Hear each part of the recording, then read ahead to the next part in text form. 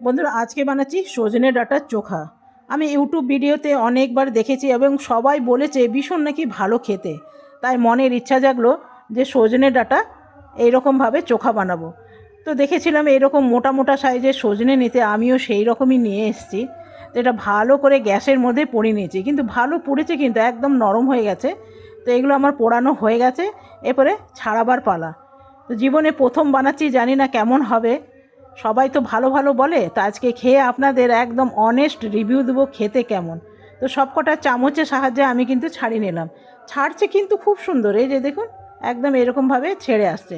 তো দেখুন বন্ধুরা, সব কটা ছাড়ানো হয়ে গেছে। আর এর মধ্যে দিয়ে দেবো আমি দুটো কাঁচা লঙ্কা।